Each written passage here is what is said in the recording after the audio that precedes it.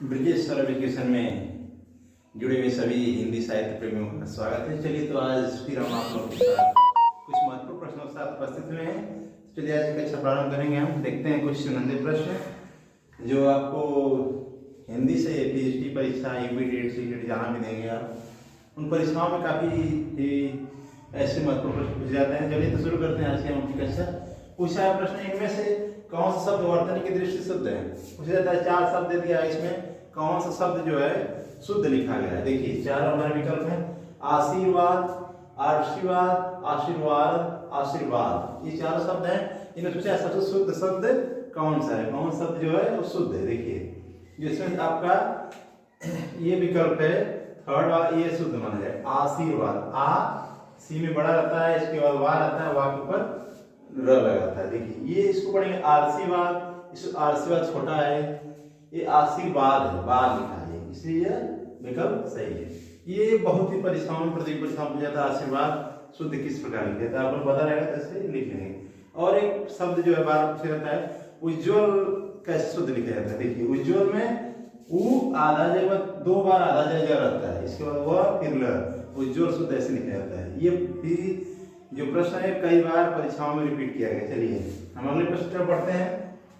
पूछा है त्यागपत्र उपन्यास के लेखक का क्या नाम है? जो त्यागपत्र उपन्यास है इसके लेखक कौन है? ये प्रश्न पूछा है। चलिए 4 विकल्प दिए हैं, यशपाल, भगवतीचरण वर्मा, वृंदावन वर्मा और जैनेन्द्र कुमार। देखिए जो त्यागपत्र उपन्यास ये हमारे जो ये कवि हुए जैनेन्द्र, इन्होंने लिखा। ये उपन्यासकार ये बहुत फेमस है, इनके उपन्यास जो है त्यागपत्र काफी ही महत्वपूर्ण रचना है। देखिए और इनकी जो और कुछ प्रमुख उपन्यास है जो परीक्षाओं में पूछा जाता है उनमें पराकिनिका है, सुनीता, कल्याणी, सुखदा, जयवर्धन, मुक्तिबोध और दर्शक। ये रचनाएं कवि साहित्यकार जैनेन्द्र जी की हैं। इसको आप याद रखिए। यहाँ से भी प्रश्न जाता है कि सुनीता किसकी रचना है, तो पता रहेगा, बता देंगे तुरंत, जैनेन्द्र जी की रचना है। चलिए अगले क्वेश्चन हम लोग पढ़ते हैं। पूछा है बाल मुकुंद गुप्त रचित निबंध संग्रह का नाम। इसमें 4 निबंध दे दिया गया। इससे पूछा है बाल मुकुंद जो गुप्त जी हैं उनका कौन सा निबंध है? देखिए भारत मित्र विकल्प दिया है, प्रज्ञा मित्र, शिव शंभू की चिट्ठी और शिव सागर की चिट्ठियां। 4 विकल्प दिया। इसमें पूछा है कि बाल मुकुंद का कौन सा निबंध इसमें सही हुआ? देखिए शिव शंभू की चिट्ठियां हैं, इस रचना को जो लेखक के बाल मुकुंद गुप्त इन्होंने इस निबंध को लिखा है। इसके रचनाकार हो जाएंगे आपको बाल मुकुंद गुप्त, और रचना जो हमारा ये निबंध संग्रह है उसका नाम है शिव शंभू के चिट्ठे। चलिए अगली तरफ क्वेश्चन से बढ़ते हैं। कृष्ण गीतावली नामक काव्य कृति के रचनाकार है। देखिए जो भक्ति काल में हमारा 2 भागों में बांटा गया सर्वप्रथम, एक सगुण भक्ति का बधारा, एक निर्गुण का विधारा, निर्गुण भक्ति का बधारा। आप पीछे जाके देख सकते हैं वीडियो में भक्ति काल के बारे में पूरा बताएं। तो भक्ति काल में जो 2 भागों में बांटा है, सगुण का विधारा, सगुण जो भक्ति का विधारा उसमें भी 2 भाग बांटा गया, एक राम भक्त शाखा, एक कृष्ण भक्त शाखा। जो राम भक्त शाखा के प्रमुख कवि हुए हमारे तुलसीदास जी, उन्होंने ही इस रचना को लिखा है। जो पूछा है कृष्ण गीतावली नामक काव्य कृति के रचनाकार है, इसमें 4 विकल्प दिया है, सूरदास, मीराबाई, कबीरदास, तुलसीदास। देखिए सूरदास नहीं होंगे क्योंकि इनकी जो रचना है वो सभी लोग पता है, सूर सागर, सूर सरावली, साहित्य लहरी, ये तो इनकी है। मीराबाई का ही नहीं रचना ये।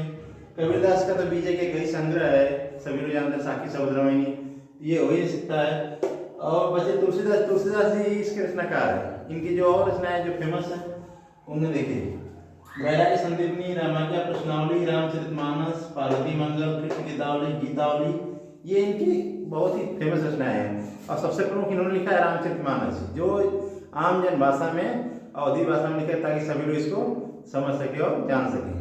तो ये आपको याद रखिए कृष्ण गीतावली की रचना है तुलसीदास जी की। चलिए अगले प्रश्न पर पढ़ते हैं। जुगुप्सा अस्थायी भाव होता है। जुगुप्सा जो अस्थायी भाव पूछा किस रस का अस्थायी भाव होता है? देखिए इसमें विकल्प दिया वीर रस का, रौद्र रस का, अद्भुत रस का, विभत्स रस का। देखिए जुगुप्सा होता है वो विभत्स रस का अस्थायी भाव होता है, इसको याद रखिए। देखिए वीर रस का तो उत्साह होता है, सभी लोग पता होगा। तो ये जो पूछा है जुगुप्सा अस्थायी भाव किसका है? विभत्स रस का है, याद रखिए इसको। अगला प्रश्न हमारा है हिंदी साहित्य का पहला इतिहास लिखा गया। देखिए जो हिंदी साहित्य इतिहास लिखा है सर्वप्रथम वो किस भाषा में लिखा गया है, इस चीज को आप लोग याद रखिए। देखिए ये प्रश्न क्या है इसमें, हिंदी साहित्य का पहला इतिहास किस भाषा में लिखा गया है? तो इसमें विकल्प दिया है जर्मनी भाषा में, संस्कृत भाषा में, फ्रेंच भाषा में, अंग्रेजी भाषा में। देखिए तो जो हिंदी साहित्य इतिहास कार्टर तारसी द्वारा लिखा गया है वो सर्वप्रथम फ्रेंच भाषा में लिखा गया है। ये काफी फेमस ये प्रश्न है, ये बार परीक्षाओं में पूछा जाता है कि हिंदी साहित्य का पहला इतिहास जो लिखा गया वो किस भाषा में लिखा गया। इस चीज का आपको याद है, हिंदी साहित्य इतिहास जो है वो सर्वप्रथम फ्रेंच भाषा में लिखा गया। देखिए अगले प्रश्न हम पढ़ते हैं, नागार्जुन किस काव्य धारा के कवि हैं? देखिए आधुनिक युग आता है तो उसको बांटा जाता है, तो भारतीय युग आता है, द्विवेदी युग, फिर आपका जयशंकर छायावादी कवि आते हैं, इसके बाद आगे बढ़ते हैं प्रगतिवादी, प्रयोगवादी, नई कविता। इस तरह नागार्जुन जो इनका काल समय है वो किस काल में आते हैं? तो नागार्जुन जी जो है वो प्रगतिवादी कवि हैं। याद रखिए नागार्जुन जो है ये प्रगतिवादी कवि हैं और इन्होंने जो लिखा वो किस भाषा में, मतलब ये किस नाम से अपनी रचना लिखे थे? यात्री नाम से रचना लिखते थे। जो नागार्जुन जी थे ये यात्री नाम से रचनाएं लिखते थे और इनके बारे में इनकी जो रचना है फेमस है। देखिए तुमने कहा युगधारा, सतरंगी, पंखवाड़ी, ये सब जो है नागार्जुन जी की फेमस रचनाएं हैं, इसको याद रखिए आप लोग। और ये यात्री नाम से रचना लिखते थे। अगला प्रश्न है राहुल साकृत्यायन की आत्मकथा का क्या नाम है? देखिए इसमें 4 विकल्प दिया गया, मेरी जीवन कथा, मेरी जीवन यात्रा, क्या भूलूं क्या याद करूं, इनमें से कोई नहीं। तो आप लोग पता मुझे क्या भूलूं क्या याद करूं, ये तो हरवंश राय बच्चन की रचना है, नीट का निर्माण की, सब 4 भाग उसके उनके हैं जीवन के। और उनके आत्मकथा आगे देखिए, अभी ये आत्मकथा जो है मेरी जीवन यात्रा, ये राहुल साकृत्यायन की रचना है। ये जब अपनी आत्मकथा लिखे और राहुल साकृत्यायन जी, उसका नाम है मेरी जीवन यात्रा के नाम से। और जो राहुल साकृत्यायन जी का फेमस जो है अथातो घुमक्कड़ जिज्ञासा, जो इनकी रचना है अथातो घुमक्कड़ जिज्ञासा, मेरी तिब्बत यात्रा, ये सब राहुल साकृत्यायन जी की बहुत ही फेमस रचना है जो परीक्षाओं में अक्सर पूछा जाता है।